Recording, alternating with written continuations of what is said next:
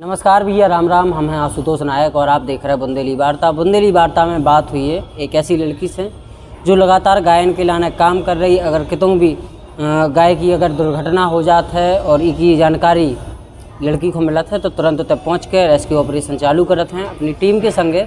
लेकिन जो पूरा कारवा है जो शुरू हुआ तो अकेले ही, बहुत छोटी लड़की है लेकिन काम बहुत बड़े हैं। हमारे संगे हैं ईसा कुशवाहा। ईसा, बहुत बहुत स्वागत है बुंदेली वार्ता में।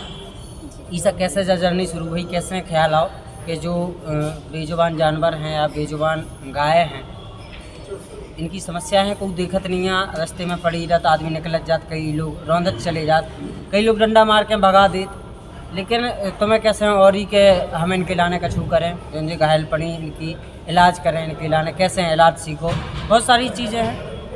ये कुछ अचानक से नहीं आया था दिमाग में ख्याल, मतलब बचपन से थोड़ा जानवरों से लगाव रहा है।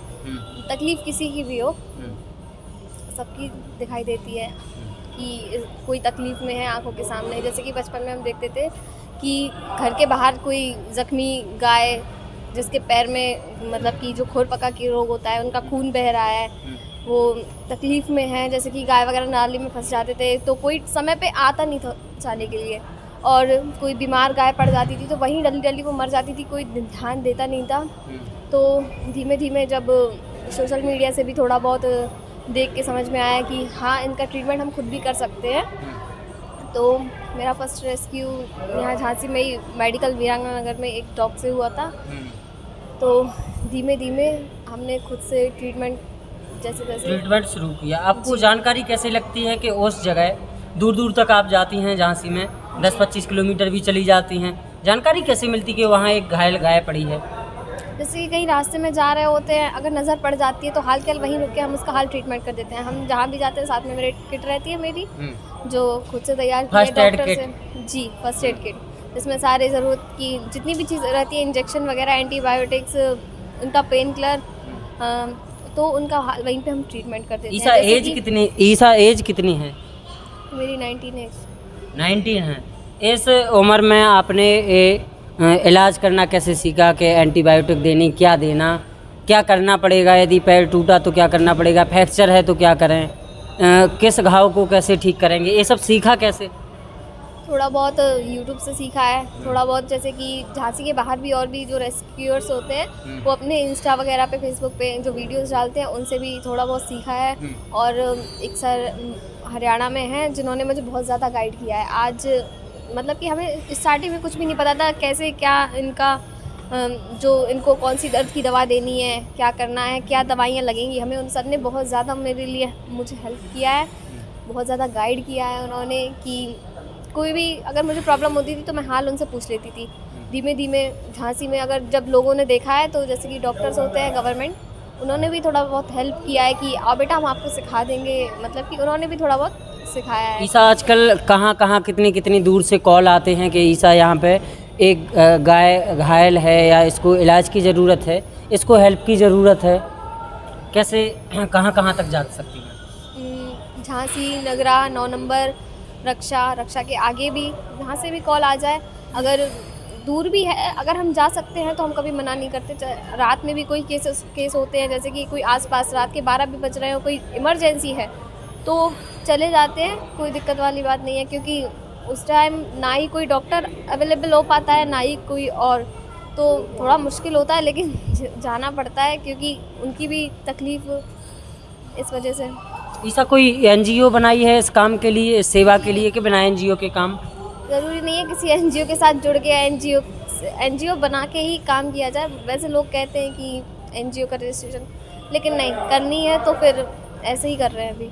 अब ये जो इतनी सारी गाय हैं, रोज़ कोई गारंटी नहीं है कितनी गायों का इलाज करना पड़े, कैसे जाना पड़े, पेट्रोल का खर्चा, दवाइयों का खर्चा, इंजेक्शन का खर्चा, ये सब कैसे अरेंज होता है? लोग मदद करते हैं या सरकारी कुछ मदद मिलती है? नहीं, ऐसी कोई मदद नहीं मिलती है। हाँ, लेकिन जो हमारी टीम में जो लोग जैसे कि सोशल मीडिया से जुड़े हैं, इंस्टाग्राम से कोई जुड़ा है, कोई फेसबुक से जुड़ा है, और जो लोगों ने रास्ते में हमें देखा है करते हुए, वो लोग नंबर ले लेते हैं कि कहीं हमें अगर कोई ऐसी गाय मिलेगी तो हम आपको बता देंगे। तो हाँ, हम ऐसे किसी से डायरेक्ट नहीं बोलते कि आप हमें फ़ंड कीजिए या फिर कुछ भी। हम जिससे जो हो सकता है उतना करते हैं। जैसे कि किसी से अगर दवाइयों की ज़रूरत पड़ती है तो जो हेल्प करना चाहता है उनसे पूछ लेते हैं, अगर आप दवाइयों के लिए हेल्प कर सकते हैं तो आप हमें दवाइयाँ ला के दे दीजिए या हमारे साथ चल के हमें दवाइयाँ दिलवा दीजिए।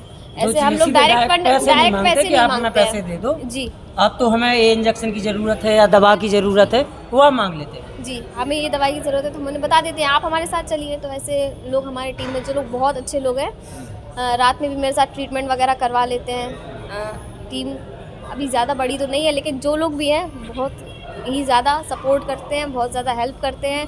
रात में भी जैसे 11 बज रहे हो 12 बज रहे हो कहीं ट्रीटमेंट पे जाना हो तो सब अवेलेबल हो जाते हैं। दिन में नहीं हो पाते हैं, सबका काम रहता है, सब छोड़ के नहीं जा सकते।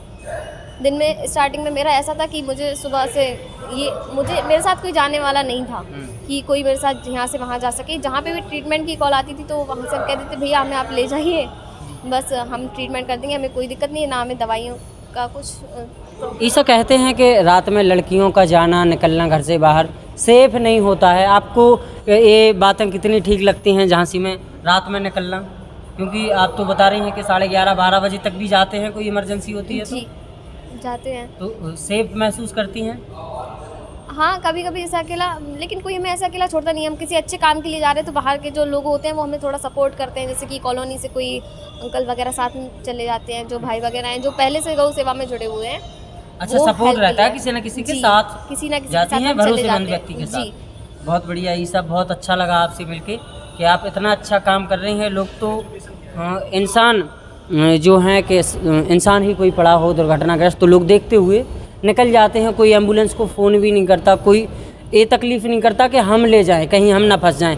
लेकिन आप तो बेजुबानों के लिए, गायों के लिए इतना सब कुछ कर रही हैं। सरकार से क्या कुछ कहेंगी जो लोग अनदेखी करते हैं, और क्या क्या समस्याएं आ रही हैं आपके हिसाब से? आपके हिसाब से क्या और अच्छा बेहतर हो सकता है इन बेजुबानों के लिए, गायों के लिए? समस्याएं तो बहुत सारी आ रही, जैसे कि कोई घर में कोई खाना बच जाता है तो कुछ मतलब कि घर की लेडीज़ है उनसे हम यही कहना चाहेंगे, वो खाना जब उनको बाहर डालती है तो पॉलीथिन में, जैसे कि सब्ज़ी वगैरह कोई काटी उनको पॉलीथिन में करके बाहर फेंक देते हैं। तो उनसे ये होता है कि गाय वगैरह वो उनको स्मेल आता है थोड़ा बहुत, तो वो उस पन्नी को बार बार खोलने की कोशिश करती है और उसी जो सब्जियां कटी वगैरह होती है, जो भी उसमें खाने का सामान रहता है, उनके साथ साथ वो पन्नियाँ भी खा जाती है, जिसकी वजह से उनके पेट में पॉइजन हो जाता है और वो मरने की हालत में आ जाती है। ऐसे एक दिन में हम 2-2 3-3 केस ऐसे देख लेते हैं, जो हम ही देखते हैं सिर्फ, हम पूरी झांसी में हमें पता नहीं चलता क्योंकि हमें अभी इतना लोग नहीं जानते।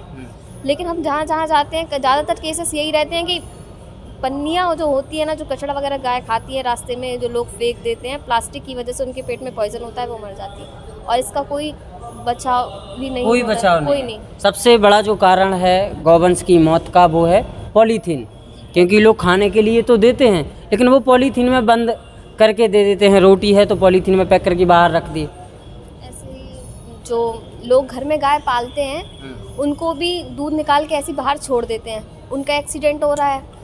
कुछ केसेस अभी ऐसे चल रहे हैं जैसे कि गांव वगैरह में उनके सींग से रस्सी बांध कर पैरों में बांध देते हैं, तो वो ज़्यादा समय तक ऐसे चलते रहते हैं तो ना ही वो कहीं भाग सकते हैं ना ही कुछ, वो लोग अपने कि ये गाय कहीं जाए ना, इस वजह से वो बांध देते हैं। तो उनके पैर में ना वो बंधे एक घाव सा हो जाता है जिसमें कीड़े वगैरह पड़ने लगते हैं, उनको काफ़ी तकलीफ़ होती, वो खुद नहीं काट सकते। और गांव वगैरह एरिया में यहाँ पानी की बहुत ज़्यादा प्रॉब्लम रहती है, उनको ऐसी गाय वगैरह को बाहर छोड़ देते हैं तो वो कुछ डिहाइड्रेशन की वजह से बहुत ज़्यादा मरती हैं। जैसे अभी गर्मी आ रही है तो हम सब लोग से यही कहेंगे अपने घर के बाहर एक पानी की टंकी रखें, जिससे बस उनके लिए रोज़ाना बस पानी भरते रहे। आप ज़्यादा नहीं कर सकते, बस अपने घर के बाहर ही इतना कर दें, क्योंकि ज़्यादा सेवा नहीं कर सकते आप जी, आपके पास टाइम नहीं है या कोई और कारण है और सेवा करना चाहते हैं तो कम से कम इतना तो कर ही दें, अपने घर के बाहर एक सीमेंट की टंकी उसमें पानी भर दें।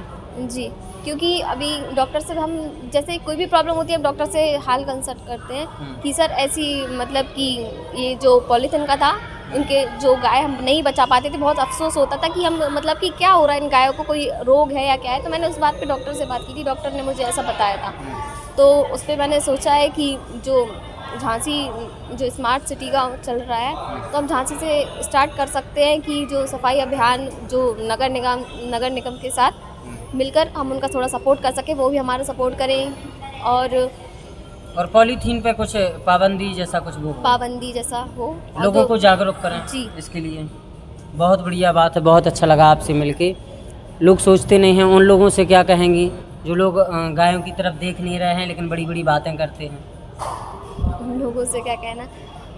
आजकल गाय को आपने भी देखा होगा कि सब लोग राजनीति की तरफ घसीटते हैं कि हम गाय को राष्ट्रीय पशु घोषित कर दें। इससे क्या होगा? सही बात है। बहुत बहुत धन्यवाद। लगता है शब्द नहीं है उन लोगों के लिए कहने के लिए। बहुत बहुत धन्यवाद आपका, आपने हमसे बात की। हम आपको बता दें कि ईसा हैं, ईसा 18-19 साल की एक लड़की है जो सड़कों पे गौवंश है या अन्य बेजुबान हैं, उनके लिए ईसा काम करती हैं, रेस्क्यू ऑपरेशन चलाती हैं। शुरुआत ईसा ने अकेले ही की थी, लेकिन जब ईसा का काम और लोगों ने देखा तो इनकी टीम में और भी लोग शामिल हुए हैं और अलग अलग जो हैं लोग काम कर रहे हैं ईसा के साथ। ईसा के बारे में एक और चीज़ बता दें आपको, ईसा ने खुद से सीखा है कि इलाज कैसे करना है। कुछ डॉक्टरों से भी लगातार कंसल्ट करती हैं कि कैसे इनका इलाज किया जा सके। लेकिन सबसे बड़ी समस्या जो है गायों की, वो पॉलीथीन से गायों की मौत की जो खबरें आती हैं लगातार आप लोग देखते हैं, सबसे बड़ा कारण वही है। तो आप सब लोगों से ईसा ने यही कहा है कि सबसे पहले आपको पॉलीथीन में खाना खाने के लिए दे रहे हैं तो पॉलीथीन बंद होनी चाहिए, मेन यही बात है। तो ये थी जी। जो गाय आप लोग पालते हैं, तो अगर आप पाल सकते हैं, उनकी सेवा कर सकते हैं तो बिल्कुल दिल से कीजिए। क्योंकि आप किसी को एक बार चलो घर दे देते हैं, उनका दूध निकाला और छोड़ दिया उनको बाहर मरने के लिए। कुछ ऐसे केसेस होते हैं जो दूध निकालने के बाद छोड़ दिया, उनकी जब वो दूध देना बंद कर देते तो उनको ऐसे ही छोड़ देते हैं। उनका बच्चा रख लेते हैं अगर वो बच्चियाँ होती है। अगर उनका मेल बच्चा होता है तो उसको ऐसी छोटा सा बच्चा उसको ऐसे रोड पे छोड़ देते हैं। उनको ना छोड़ें, क्योंकि जो जंगली कुत्ते होते हैं या फिर जो सड़क पे, तो वो उन बच्चों पे अटैक कर देते हैं। बहुत ज़्यादा तकलीफ़ होती है। छोटे छोटे बच्चे भी उन डॉग्स के चपेट में आके उनकी भी जान चली जाती है। डॉग काट लेता है, शरीर में जहर फैल जाता है, उनकी ये भी तमाम समस्या हैं। ईसा बहुत हर रोज़ करीब 10 बजे से रात में 10-11 बजे तक लगातार रेस्क्यू ऑपरेशन करती हैं। लगातार ईसा के पास फ़ोन आ रहे हैं। यदि आप लोग ईसा की हेल्प करना चाहते हैं, आप चाहते हैं कि आपके पास टाइम नहीं है और गायों की जो सेवा है ऐसे ही जारी रहे, क्योंकि ईसा कब तक अपनी पर्सनल खर्च से या टीम कब तक पर्सनल खर्च से ऐसी सेवा करेगी, काम करेगी। आप लोग यदि मदद करना चाहते हैं, ऐसे तमाम लोग हैं झांसी में जो अलग अलग प्रकार का काम कर रहे हैं बिना किसी स्वार्थ के कि उन्हें कुछ लाभ हो। आप यदि ईसा किसी से भी डायरेक्ट फंड नहीं मांग रही हैं कि आप पैसे दें, इनकी दवाइयों में इंजेक्शन आप खुद दिला सकते हैं, दवाई आप खुद दिला सकते हैं, इसमें मदद कर सकते हैं। ईसा इतना तो मांग सकते हैं। जी बिल्कुल, दवाइयों में कर दें। और जो बीमार गाय रहती हैं जैसे कि गौशाला में, तो उनको ये दिक्कत होती है, जो गाय एक्सीडेंट खाई हुई आती हैं तो वो ज़मीन पे पड़ी रहती है। गौशाला में हम खुद जाते थे, डेली जाते थे। सुबह 3 से 4 से 5 घंटे मैंने गौशाला में दिए हैं और मैंने वहाँ देखा है, वहाँ के केयर टेकर जो गौशाला में एक्सीडेंट वाली गाय आती है और जो बीमार गाय रहती है, उन्हें कोई अपने हाथ से नहीं खिलाता, वो लेटी रहती, वो खुद से नहीं खा पाती। तो अगर आपको थोड़ा समय मिले तो आप उन गौशाला में जाके अपने हाथ से उन्हें कुछ खिलाएं, क्योंकि मैंने उनका दर्द इतने करीब से देखा है ना। वो लेटे लेटे रो देती है, उनको कोई खिलाने पिलाने वाला नहीं होता। तो उनके लिए फल ले जाएं कुछ भी, क्योंकि हम बहुत बढ़िया, ये सब बहुत बढ़िया। आप सभी लोगों का बहुत बहुत धन्यवाद जो आप लगातार देख रहे हैं। यदि आप भी ईसा का उत्साहवर्धन करना चाहते हैं, ईसा जैसे लोगों के बारे में सबको बताना चाहते थे, तो इस वीडियो को ज़्यादा से ज़्यादा शेयर कीजिए, ताकि ईसा के बारे में और भी तमाम लोगों को, और भी झांसी नहीं बल्कि झांसी के बाहर भी और लोगों को ईसा के बारे में पता चले कि ईसा कैसे काम करती है, क्या काम कर रही है। उम्र बहुत छोटी है, इसलिए हम तो यही कहेंगे कि आप लोगों को ऐसे लोगों का सपोर्ट करना चाहिए। आप सभी का एक बार फिर से बहुत बहुत धन्यवाद।